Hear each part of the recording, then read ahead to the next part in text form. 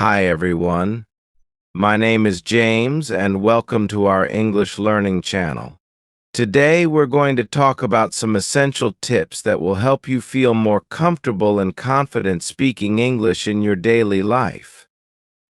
This video is all about making it easier for you to have natural conversations in English, even if you're just starting out or feel nervous.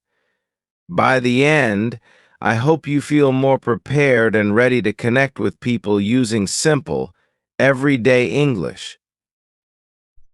Don't forget to like, subscribe, and comment on this video if you find it helpful. Your support means a lot. Tip 1. Start with greetings. Let's begin by diving deep into greetings because, as simple as they might seem, they set the stage for every conversation. When you approach someone, the first words you exchange create an impression and set the tone for what's to come. In English, greetings are straightforward yet incredibly powerful tools for connection. You could say hi, how are you, or hello. Nice to see you. These phrases may look basic, but the way you say them with warmth and confidence can make a huge difference. Imagine you're meeting someone for the first time. Starting with a friendly hello signals openness, making the other person feel comfortable and welcomed. Instead of a casual hi, you might say good morning or good evening. Even though these words are simple, they carry a strong message. Formal greetings show respect and politeness, which is especially important in a work or professional setting. Adding a small gesture, like a smile and direct eye contact, can enhance the impact of your greeting even further. Nonverbal cues like smiling and eye contact are universal signals of friendliness, and they make you look confident and approachable. A valuable technique when greeting someone is to mirror or match their greeting. If they say good afternoon, responding with the same phrase shows you're attentive and engaged. Matching greetings also helps you build rapport naturally because it shows you're on the same page. You don't need to memorize a vast array of phrases. Focus on a few basic greetings and get comfortable using them. Practice saying good morning or hello. Nice to see you out loud, as this helps make the phrases feel more natural. The more you practice, the more confident you'll become, which will show in your voice and body language. Let's try an exercise to help build that confidence. Say hi, how are you out loud with a smile. Try it a second time with hello, nice to see you. Notice how a smile changes the tone of your voice and adds warmth to the words. It might seem simple, but practicing these small gestures prepares you for real-life conversations. Why are greetings so crucial? They're not just words, they're like keys to unlock a connection with the person you're speaking to. A friendly hello or good morning can open the door to a positive interaction. Think about how it feels when someone greets you with enthusiasm. That energy is contagious, and people are more likely to respond positively to you if you greet them warmly. For those who feel shy or nervous when starting conversations, focusing on a strong greeting is a great first step. A short, friendly greeting like hi, how are you is easy to remember and helps break the ice. Once you're comfortable with this part, continuing the conversation becomes easier. It's like riding a bike. Once you start pedaling, momentum helps you keep moving forward. So, remember, don't underestimate the power of a simple greeting. Practice it daily. Add a friendly smile, make eye contact, and before you know it, you'll feel more at ease starting conversations. Getting comfortable with these basics is the first step toward building your confidence in speaking English with others. Tip 2. Introducing yourself. Introducing yourself is a key part of any conversation, especially when meeting someone new. This small exchange of information can open up connections and create a positive first impression. In English, introducing yourself is usually straightforward, and with a few simple phrases, you can start connecting with others confidently. A basic introduction could be, "Hi, I'm James," or "Hello, my name is James." These phrases work well for casual settings, like meeting new friends or acquaintances. They're easy to remember, and they communicate who you are without overwhelming the other person. When speaking to someone in a more formal context like a new colleague, a teacher, or even a boss, you can use similar language but deliver it with a confident tone and a clear voice. A polite introduction can make a great impression, setting the stage for a friendly conversation. One way to add a bit more information about yourself is to mention where you're from or what you do. For example, "I'm James and I'm from London," or "I'm James, I work as a teacher." These small details add context to your introduction, giving the other person something to relate to or ask about. Imagine saying, "Hi, I'm Sarah and I'm from New York." Someone else might respond with, "Oh, I've always wanted to visit New York." It's a great way to start a natural conversation based on shared interests. A slow, steady pace allows the other person to understand you fully. And if they didn't catch your name or job title, they might feel more comfortable asking for clarification. Sometimes people feel that speaking quickly makes them sound more fluent, but in reality, fluency is about clarity and confidence, not speed. Taking your time and using clear, simple language shows that you're relaxed and sure of yourself, which is a positive trait in any conversation.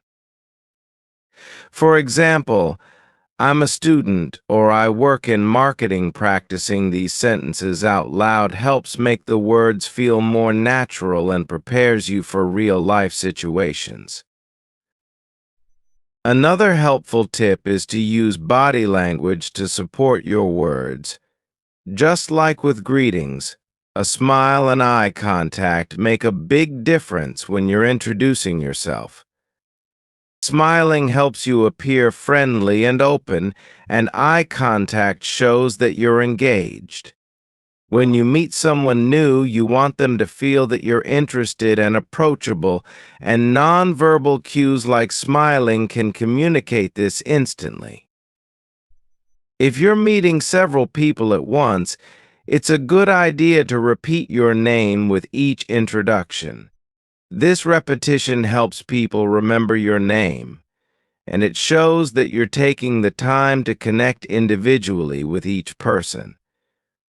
You could say, "Hi, I'm James," then turn to the next person and say, "Hi, James, nice to meet you." Repeating your name also helps you feel more confident because you're getting into a comfortable rhythm with your introductions. Finally, don't worry if you feel a little nervous at first. Feeling nervous when introducing yourself is completely normal, especially if you're meeting people for the first time or speaking in a new language. If you stumble over your words, take a deep breath, smile, and start again. People understand that introductions can feel a bit awkward sometimes, and they'll appreciate the effort you're making. To sum up, introducing yourself is a powerful way to start connecting with others. By using clear language, a smile, and simple phrases, you can make a positive first impression that sets the tone for a friendly and engaging conversation. Practice a little every day, and soon, introducing yourself will feel natural and effortless. Remember, the key is simplicity and confidence. Each time you introduce yourself, you're building a foundation for better conversations in English. Tip 3. Asking simple questions to continue the conversation. After introducing yourself, one of the best ways to keep a conversation going is by asking simple, friendly questions. These questions not only help you learn more about the other person, but they also show that you're interested in them. When you ask someone a question, you give them a chance to share their own experiences or thoughts, making the conversation a two-way exchange. A good place to start is by asking questions related to the person's background. After introducing yourself, try asking, "Where are you from?" or "What do you do?" These are basic, open-ended questions that allow the other person to give simple answers. For example, if you ask, "Where are you from?" the other person might say, "I'm from Canada." You can then follow up by saying something like, "Oh, I've heard Canada is beautiful. What's your favorite part about living there?" This shows you're paying attention to their answer and encourages them to share more. Another question you can ask to keep the conversation flowing is, "How long have you been living here?" or "Do you enjoy your job?" These questions work well because they don't require the other person to give complicated answers. A simple "Yes, I really enjoy my job," or "I moved here 2 years ago" is enough to keep the conversation moving without any pressure. If the person seems excited to talk about their job or hometown, you can ask more follow-up questions based on what they say.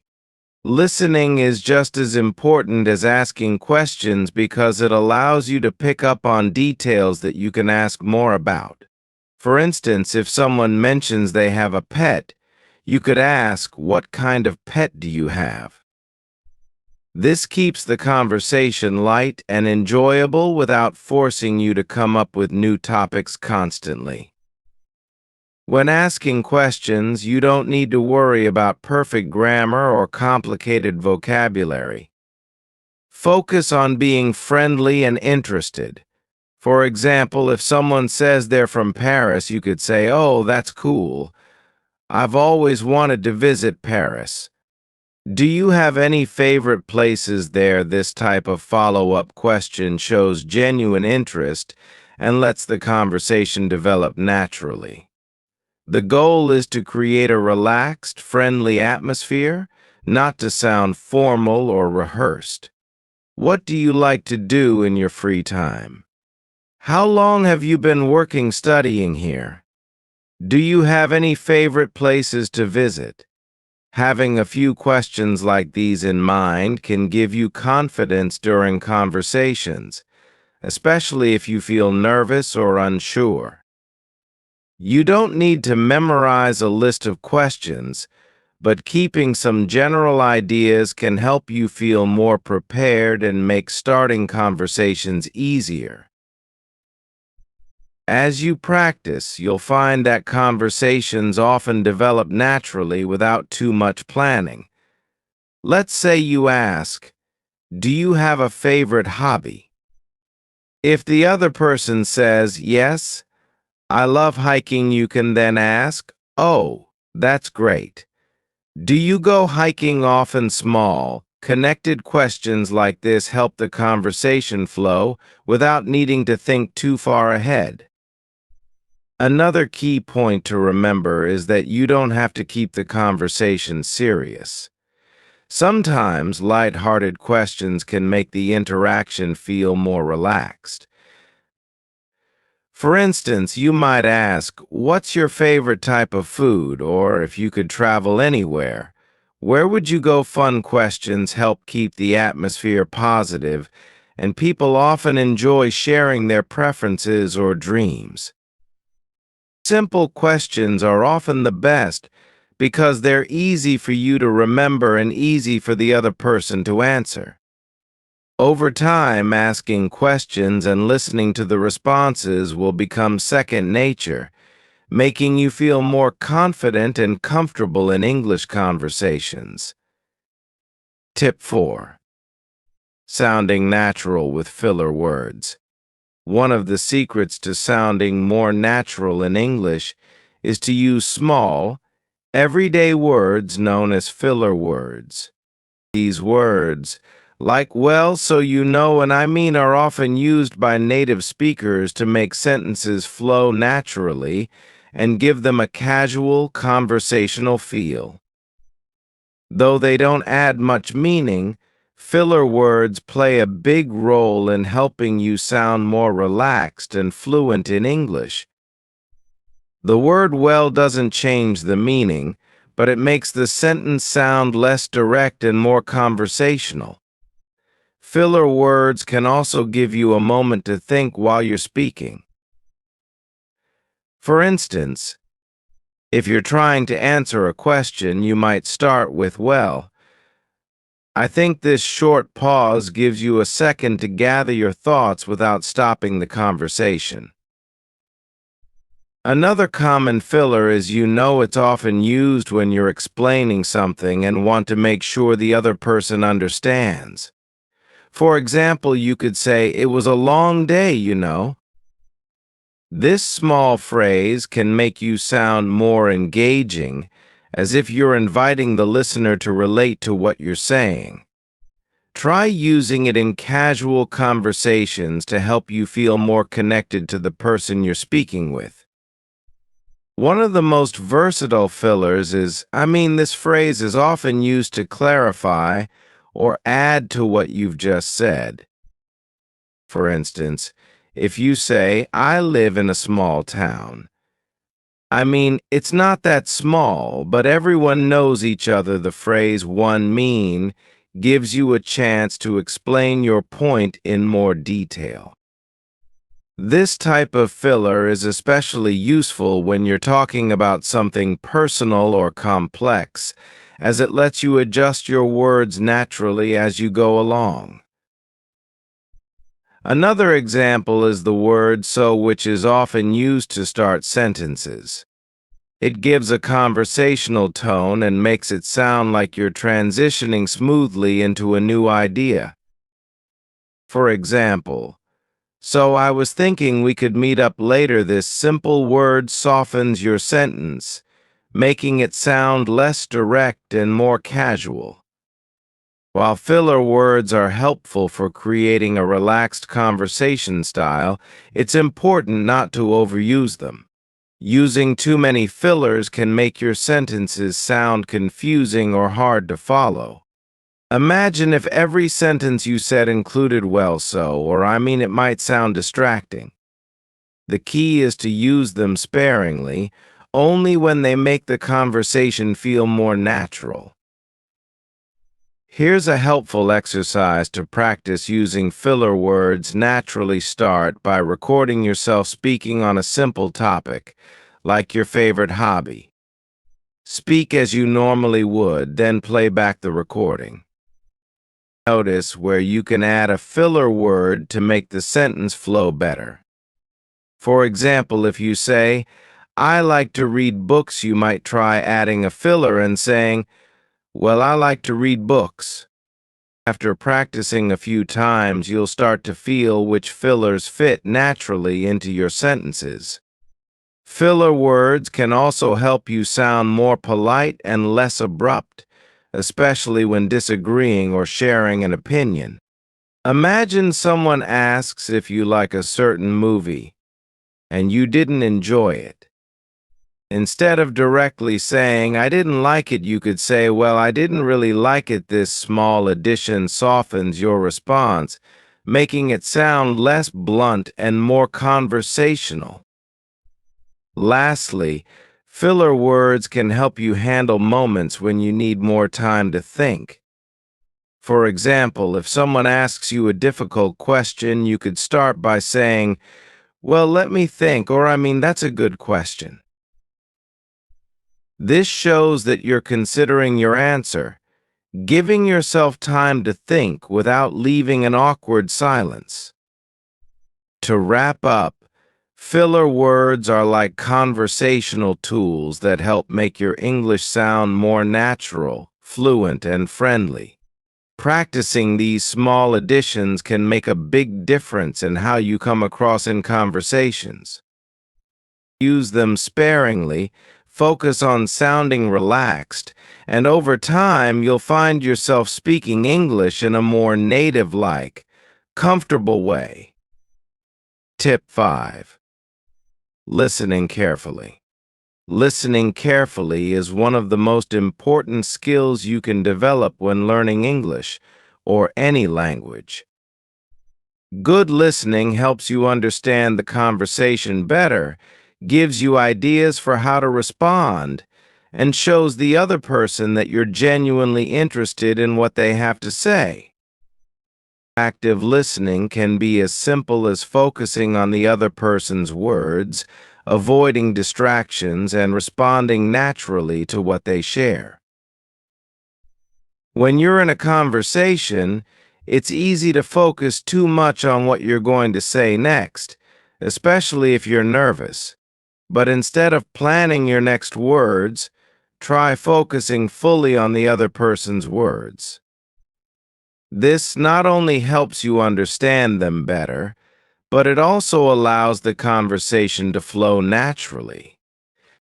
For instance, if someone says, "I went to the beach last weekend," and you're actively listening, you could respond with, "Oh, that sounds fun. What did you do there?" This kind of response shows that you're paying attention and encourages them to keep sharing. Listening carefully also means noticing the tone of the conversation.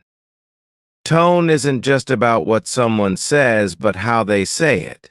For example, if someone is talking slowly or with a serious tone, it might mean they're sharing something important or personal. By picking up on these cues, you can adjust your responses to match the tone, making the conversation more comfortable for both of you. One way to improve your listening skills is by practicing paraphrasing. Paraphrasing means repeating back what the other person said in your own words. Paraphrasing also encourages the other person to clarify if needed, which helps both of you stay on the same page. Sometimes you may not understand everything the other person says, especially if they're using new words or speaking quickly. If that happens, don't worry. You can politely ask them to repeat or explain. Simple phrases like "Sorry, could you say that again?" or "What does that mean?" show that you're interested in understanding, not that you're struggling. When listening, it's also helpful to observe the other person's body language. Sometimes, body language can give you extra clues about what someone means. For example, if they're smiling and leaning in, it usually means they're enjoying the conversation. If they look away or seem distracted, it might be a sign that they're ready to move to a new topic. Learning to read these cues can help you steer the conversation in a direction that feels comfortable for both of you. One technique that can improve your listening skills is called active listening. Active listening. Active listening means fully concentrating, understanding, and responding thoughtfully. It's more than just hearing the words, it's about making an effort to connect with the speaker. Practice active listening by nodding, smiling, or making small verbal responses like, "Oh, really?" or "Wow." That's interesting. These small gestures show the other person that you're engaged and invested in what they're saying. Another way to practice listening is by listening to English audio like podcasts or YouTube videos, and then summarizing what you heard. Try choosing content that interests you, such as a podcast on travel or a video about cooking. After listening, summarize the main points to yourself or write them down. This helps you focus on key information and trains your brain to catch important details, which will make real-life conversations easier. Listening is also a great opportunity to learn new vocabulary. When you hear a word you don't know, you can try to guess its meaning based on context. If someone says, "I had an exhausting day," you might guess that exhausting means tiring. By paying close attention to the words used in conversation, you'll expand your vocabulary and feel more comfortable using these words yourself. In conclusion, listening carefully is an essential skill that can improve your conversations and build your confidence in English. By focusing on the other person's words, paraphrasing, asking questions, and practicing active listening, you'll create more engaging and meaningful interactions. Plus, when you listen well, you naturally learn new phrases and expressions that help you communicate even better. Remember, listening is a skill that gets stronger with practice, so keep it in mind during every conversation. Soon you'll find that understanding and responding in English becomes easier and more natural. Tip 6. Practice speaking daily. Building confidence in speaking English is much like learning to play a musical instrument or mastering a sport. It requires daily practice. Speaking every day, even if only for a few minutes, helps you become more comfortable with the sounds, rhythms, and structures of the language.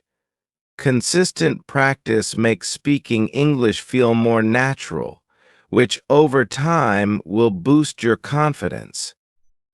One simple way to practice speaking daily is by talking to yourself. This may sound strange, but it's an effective way to get comfortable with English, especially if you're a beginner or feel shy around others. You can try describing your day, talking about something you see, or sharing your thoughts on a topic. For example, while getting ready in the morning, you could say, "Today I have to go to the grocery store, and then I'll meet my friend for lunch." This kind of self-talk not only helps you practice forming sentences, but also gets you used to the sound of your own voice in English. Another way to practice daily is by using a mirror. Talking to yourself in the mirror can make the experience feel more like a real conversation. Try introducing yourself, explaining your hobbies, or even pretending to answer common questions. Speaking in front of a mirror lets you observe your facial expressions and body language, both of which are important parts of effective communication. Plus, it helps you build self-confidence by practicing eye contact with yourself. Are there any words you could say more clearly? Did you speak too fast or too slow? Listening to yourself helps you become more aware of areas for improvement and also shows you the progress you're making over time. After a few recordings, you'll likely notice an increase in fluency and confidence. If you have friends or family members who speak English, ask them if they'd be open to casual conversations in English. Practicing with someone you know well can be less intimidating and gives you the chance to receive feedback in a friendly setting. You could set aside just 5 or 10 minutes each day to chat in English, covering topics that interest you both. If you don't know anyone nearby who speaks English, consider joining online language exchange groups where you can connect with people who want to practice English or help others learn. Another great daily practice method is to read aloud. Choose a short article, a few pages from a book, or even a news headline, and read it out loud. Reading aloud gives you the chance to practice pronunciation and intonation, which are important parts of sounding natural in English. It also helps you expand your vocabulary because while reading, you'll encounter new words and phrases. If you're reading something challenging, keep a dictionary nearby to look up any unfamiliar words. Over time, reading aloud helps you speak with more confidence and fluency. For those who enjoy structured practice, setting up a specific routine can be helpful. For example, you might spend 5 minutes each morning talking to yourself about your plans for the day, 10 minutes in the afternoon reading aloud, and another 5 minutes at night reviewing new vocabulary words. By sticking to this routine, you'll create a habit of speaking and engaging with English daily. Embrace your mistakes as part of the process. If you say something incorrectly, take note of it, but don't let it discourage you. The goal is to keep practicing without worrying about perfection. Over time, the more you speak, the fewer mistakes you'll make, and the more confident you'll feel. In conclusion, daily speaking practice is essential for building fluency and confidence in English. By speaking to yourself, using a mirror, recording your voice, reading aloud, or practicing with a friend, you'll create opportunities to improve every day. Start with small goals and gradually increase the time you spend practicing. With consistent daily effort, you'll soon find that speaking English feels more comfortable and enjoyable. Remember, each day you practice is a step closer to fluency. Tip 7. Practicing phrases and questions out loud.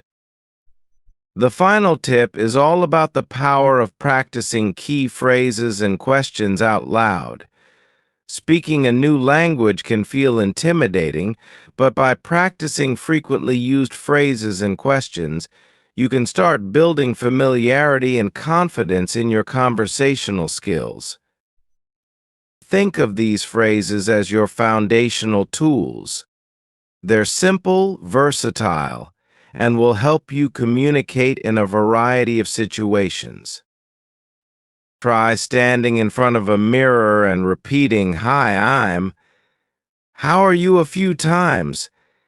Imagine you're introducing yourself to someone new and see how it feels to say these words out loud. Next, focus on some general questions that are useful in many situations, like "Where are you from?" or "What do you do?" Questions like these are great conversation starters because they're easy to answer, and they show interest in the other person. Practice asking these questions with a clear, friendly tone. When you feel comfortable, try following up with questions that are a bit more specific, such as, "Do you like it here?" or "How long have you been working in that field?" Adding these follow-up questions shows that you're engaged and gives you more to talk about. Practicing out loud helps improve your pronunciation and rhythm. It also gets you used to hearing yourself speak in English, which can be helpful if you're feeling shy or self-conscious. Repeating phrases lets you hear how certain words flow together and how to use a friendly, conversational tone. This can make you sound more natural and relaxed when you're actually speaking to others. Let's do a quick exercise together. Say, "Hi, my name is your name. I'm from your city. Nice to meet you." Repeat this 3 times. Then, add a question like, "How about you? Where are you from?" Repeating these sentences makes your brain and mouth work together, which helps you remember the words more easily and speak more confidently. Another effective way to practice is by using real-life scenarios. Imagine situations where you might need to speak English at a coffee shop, in a taxi, or meeting new people at an event. Think about what you'd say in these situations and practice those specific phrases. For example, if you're ordering coffee, you might practice saying, "Could I please have a coffee?" or "I'd like a latte, please." Practicing real-life phrases is great because it prepares you for everyday conversations and gives you the confidence to speak up when you need to. Don't worry if you make mistakes while practicing. Mistakes are a normal part of learning and can actually help you improve. If you say a word incorrectly, repeat it until it feels right. Over time, you'll build up your skills and confidence, making it easier to avoid mistakes. You can also record yourself and listen to how you sound, which is a good way to catch any words or sounds that need a bit of extra practice. If possible, find a language partner or conversation group to practice with. Speaking to someone else gives you a chance to test your phrases in a real conversation. It also allows you to get feedback on your pronunciation and phrasing. Even just practicing once a week with someone else can make a big difference. If you don't have someone nearby, try language exchange apps where you can connect with native speakers who want to help you practice. Lastly, focus on your tone and clarity when practicing these phrases. A warm, friendly tone makes a big difference, even if you're speaking with just a few words. Practice using expressions like, "Oh, really?" or "That's interesting" to show curiosity and engagement. These small phrases add warmth and personality to your conversations, helping you sound more natural and connected with the other person. Practicing phrases and questions out loud is an excellent way to build confidence and fluency. Start with simple greetings and introductions, move on to common questions, and then practice real-life scenarios that apply to you. Whether you're speaking in front of a mirror, practicing with a friend, or using a language app, daily practice will strengthen your conversational skills over time. Thank you for joining me in this lesson. I hope these tips help make your conversations in English easier and more enjoyable. Don't forget to like, subscribe, and leave a comment below. Let me know which phrase or tip you found most helpful today. I'd love to hear about your experiences and answer any questions you have. Practice a little each day, and soon, speaking English will feel more natural. See you in the next video.